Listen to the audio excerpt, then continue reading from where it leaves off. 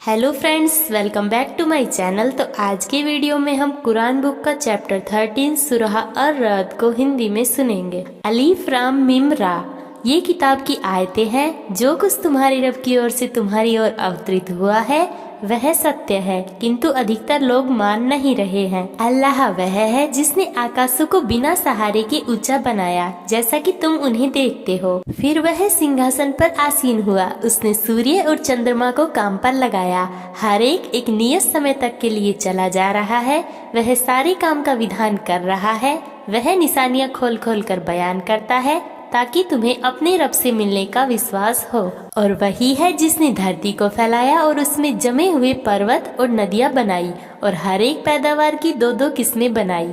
वही रात से दिन को छिपा देता है। निश्चय ही इसमें उन लोगों के लिए निशानियां हैं जो सोच विचार से काम लेते हैं। और धरती में पास पास भूभाग पाए जाते हैं जो परस्पर मिले हुए हैं, और अंगूरों के बाग हैं और खेतियां हैं और खजूर के पेड़ हैं। इकहरे भी और दोहरे भी, सबको एक ही पानी से सिंचित करता है। फिर भी हम पैदावार और स्वाद में किसी को किसी के मुकाबले में बढ़ा देते हैं। निश्चय ही इसमें उन लोगों के लिए निशानियां हैं जो बुद्धि से काम लेते हैं। अब यदि तुम्हें आश्चर्य करना है तो आश्चर्य के योग्य लोगों का यह कहना है कि जब हम मरकर मिट्टी हो जाएंगे तो क्या हम नए सिरे से पैदा होंगे। ये वही लोग हैं जिन्होंने अपने रब के साथ इनकार की नीति अपनाई है, और वही है जिनकी गर्दनों में तोक अर्थात बेड़ियां पड़ी हुई हैं, और वही आग में पड़ने वाले हैं जिसमें उन्हें सदैव रहना है।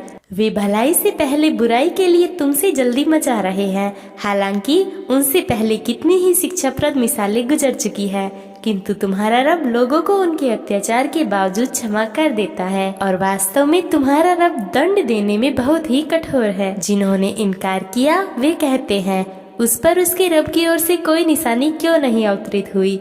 तुम तो बस एक चेतावनी देने वाले हो और हर कौम के लिए एक मार्गदर्शक हुआ है। किसी भी स्त्री जाति को जो भी गर्भ रहता है अल्लाह उसे जान रहा होता है, और उसे भी जो गर्भाशय में कमी बेसी होती है, और उसके यहाँ हर एक चीज का एक निश्चित अंदाजा है।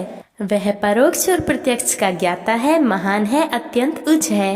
तुम में से कोई चुपके से बात करे और जो कोई जोर से, और जो कोई रात में छिपता है और जो कोई दिन में चलता फिरता दिख पड़ता हो, उसके लिए सब बराबर हैं। उसके रक्षक उसके अपने आगे और पीछे लगे होते हैं, जो अल्लाह के आदेश से उसकी रक्षा करते हैं। किसी कौम के लोगों को जो कुछ प्राप्त होता है अल्लाह उसे बदलता नहीं, जब तक कि वे स्वयं अपने आप को न बदल डाले। और जब अल्लाह किसी कौम का अनिष्ट चाहता है तो फिर वह उससे टल नहीं सकता, और उससे हटकर उनका कोई समर्थक और संरक्षक भी नहीं। वही है जो भय और आशा के निमित्त तुम्हें बिजली की चमक दिखाता है और बोझिल बादलों को उठाता है। बादल की गरज उसका गुणगान करती है और उसके भय से कांपते हुए फरिश्ते भी। वही कड़कती बिजलियां भेजता है, फिर जिस पर चाहता है उन्हें गिरा देता है, जबकि वे अल्लाह के विषय में झगड़ रहे होते हैं। निश्चय ही उसकी चाल बड़ी सख्त है। उसी के लिए सच्ची पुकार है। उससे हटकर जिनको वे पुकारते हैं वे उनकी पुकार का कुछ भी उत्तर नहीं देते। बस यह ऐसा ही होता है जैसे कोई अपने दोनों हाथ पानी की ओर इसलिए फैलाए कि वह उसके मुंह में पहुंच जाए, हालांकि वह उस तक पहुंचने वाला नहीं। कुफ्र करने वालों की पुकार तो बस भड़कने के लिए ही होती है। आकाशों और धरती में जो भी है स्वेच्छा पूर्वक या व्यवस्था पूर्वक अल्लाह ही को सजदा कर रहे हैं, और उनकी परछाइयां भी प्रातः और संध्या समय में। कहो, आकाशों और धरती का रब कौन है? कहो, अल्लाह। कह दो, फिर क्या तुमने उससे हटकर दूसरों को अपना संरक्षक बना रखा है, जिन्हें स्वयं अपने लिए भी किसी लाभ और हानि का अधिकार प्राप्त नहीं? कहो, क्या अंधा और आंखों वाला दोनों बराबर होते हैं, या बराबर होते हैं अंधेरा और प्रकाश? और अगर ऐसा नहीं तो क्या इनके ठहराए हुए साझीदारों ने भी अल्लाह की तरह कुछ पैदा किया है कि उसके कारण इन पर सृष्टि का मामला संगीत हो गया हो? कहो, हर चीज को पैदा करने वाला अल्लाह है, और वह अकेला सब पर प्रभावी। उसने आकाश से पानी उतारा तो नदी नाले अपनी अपनी समाई के अनुसार बह निकले। फिर जब बाढ़ आई तो ऊपर झाग भी आ गए, और ऐसे ही झाग उन धातुओं पर भी होते हैं जिन्हें जेवर और बर्तन आदि बनाने के लिए लोग पिघलाया करते हैं। इस प्रकार अल्लाह सत्य और असत्य की मिसाल बयान करता है। फिर जो झाग है वह तो सूख कर नष्ट हो जाता है, और जो कुछ लोगों को लाभ पहुंचाने वाला होता है वह धरती में ठहर जाता है।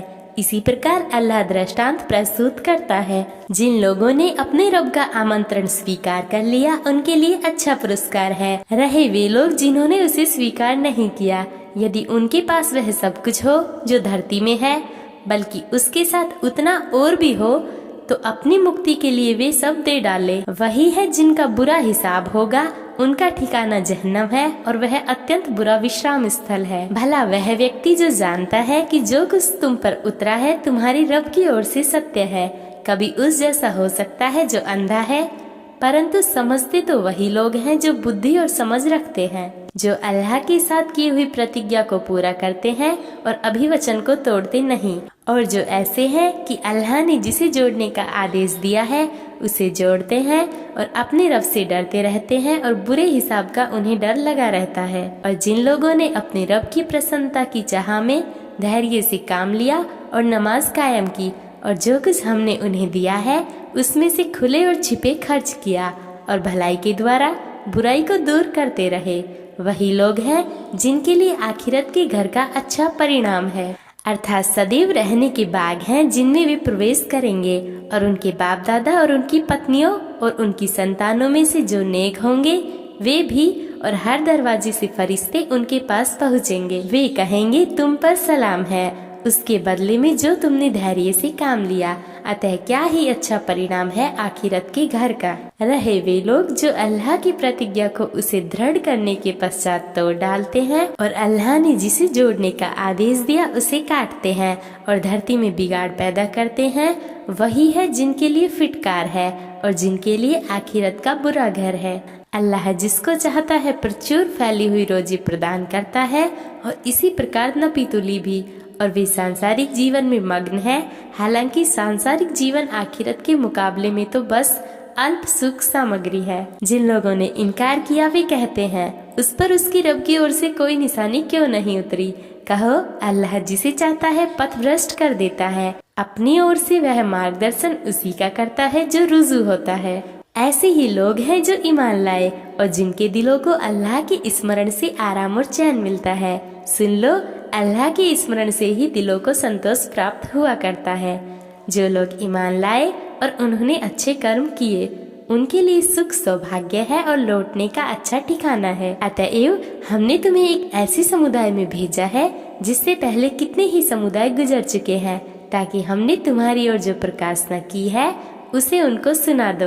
यद्यपि वे रहमान के साथ इनकार की नीति अपनाए हुए हैं, कह दो वही मेरा रब है, उसके सिवा कोई पूज्य प्रभु नहीं, उसी पर मेरा भरोसा है और उसी की ओर मुझे पलट कर जाना है। और यदि कोई कुरान ऐसा होता जिसके द्वारा पहाड़ चलने लगते या उससे धरती खंड खंड हो जाती या उसके द्वारा मुर्दे बोलने लगते, तब भी वे लोग ईमान नहीं लाते। नहीं, बल्कि बात यह है कि सारे काम अल्लाह ही के अधिकार में है। फिर क्या जो लोग ईमान लाए हैं वे यह जानकर निराश नहीं हुए कि यदि अल्लाह चाहता तो सारे ही मनुष्य को सीधे मार्ग पर लगा देता, और इनकार करने वालों पर तो उनकी करतूतों के बदले में कोई न कोई आपदा निरंतर आती ही रहेगी या उनके घर के निकट ही कहीं उतरती रहेगी, यहाँ तक कि अल्लाह का वादा आ पूरा होगा। निसंदेह अल्लाह अपने वादे के विरुद्ध नहीं जाता। तुमसे पहले भी कितने ही रसूलों का उपहास किया जा चुका है, किंतु मैंने इनकार करने वालों को मोहलत दी, फिर अंततः मैंने उन्हें पकड़ लिया। फिर कैसी रही मेरी सजा। भला वह अल्लाह जो प्रत्येक व्यक्ति के सिर पर उसकी कमाई पर निगाह रखते हुए खड़ा है, उसके समान कोई दूसरा हो सकता है? फिर भी लोगों ने अल्लाह के सहभागी ठहरा रखे हैं। कहो तनिक उनके नाम तो लो, क्या तुम्हारे पास उनके पक्ष में कोई प्रमाण है? या ऐसा है कि तुम उसे ऐसी बात की खबर दे रहे हो जिसके अस्तित्व की उसे धरती भर में खबर नहीं? या यूं ही यह एक ऊपरी बात की बात है? नहीं, बल्कि इनकार करने वालों को उनकी मक्कारी ही सुहावनी लगती है और वे मार्ग से रुक गए हैं। जिसे अल्लाह ही गुमराही में छोड़ दे उसे कोई मार्ग पर लाने वाला नहीं। ऐसे लोगों के लिए सांसारिक जीवन में भी यातना है और आखिरत की यातना इससे भी ज्यादा कठोर है, और कोई भी तो नहीं जो उन्हें अल्लाह से बचाने वाला हो। डर रखने वालों के लिए जिस जन्नत का वादा है उसकी शान यह है कि उसके नीचे नहरें बह रही हैं, उसके फल शाश्वत हैं और इसी प्रकार उसकी छाया भी। यह परिणाम है उनका जो डर रखते हैं। जबकि इनकार करने वालों का परिणाम आग है। जिन लोगों को हमने किताब प्रदान की वे उससे जो तुम्हारी ओर उतारा है हर्षित होते हैं। और विभिन्न ग्रोह के कुछ लोग ऐसे भी हैं जो उसकी कुछ बातों का इनकार करते हैं। कह दो, मुझ पर बस यह आदेश हुआ है कि मैं अल्लाह की बंदगी करूं और उसका सहभागी न ठहराऊं। मैं उसी की ओर बुलाता हूं और उसी की ओर मुझे लौटकर जाना है। और इसी प्रकार हमने इस कुरान को एक अरबी फरमान के रूप में उतारा है। अब यदि तुम उस ज्ञान के पश्चात भी जो तुम्हारे पास आ चुका है उनकी इच्छाओं के पीछे चले तो अल्लाह के मुकाबले में न तो तुम्हारा कोई सहायक मित्र होगा और न कोई बचाने वाला। तुमसे पहले भी हम कितने ही रसूल भेज चुके हैं और हमने उन्हें पत्नियां और बच्चे भी दिए हैं और किसी रसूल को यह अधिकार नहीं था कि वह अल्लाह की अनुमति के बिना कोई निशानी स्वयं ला लेता। हर चीज के एक समय जो अटल लिखित है। अल्लाह जो कुछ चाहता है मिटा देता है, इसी तरह वह कायम भी रखता है। मूल किताब तो स्वयं उसी के पास है। हम जो वादा उनसे कर रहे हैं, चाहे उसमें से कुछ हम तुम्हें दिखा दे या तुम्हें उठा ले, तुम्हारा दायित्व तो बस संदेश को पहुंचा देना ही है। हिसाब लेना तो हमारे जिम्मे है। क्या उन्होंने देखा नहीं कि हम धरती पर चले आ रहे हैं, उसे उसके किनारों से घटाते हुए? अल्लाह ही फैसला करता है, कोई नहीं जो उसके फैसले को पीछे डाल सके। वह हिसाब भी जल्द लेता है। उनसे पहले जो लोग गुजरे हैं वे भी चाले चल चुके हैं, किंतु वास्तविक चाल तो पूरी की पूरी अल्लाह ही के हाथ में है। प्रत्येक व्यक्ति जो कमाई कर रहा है उसे वह जानता है। इनकार करने वालों को शीघ्र ही ज्ञात हो जाएगा कि परलोक ग्रह के शुभ परिणाम के अधिकारी कौन है। जिन लोगों ने इनकार की नीति अपनाई वे कहते हैं तुम कोई रसूल नहीं हो। कह दो, मेरे और तुम्हारे बीच अल्लाह की और उस व्यक्ति की जिसे किताब का ज्ञान प्राप्त हो गवाही काफी है।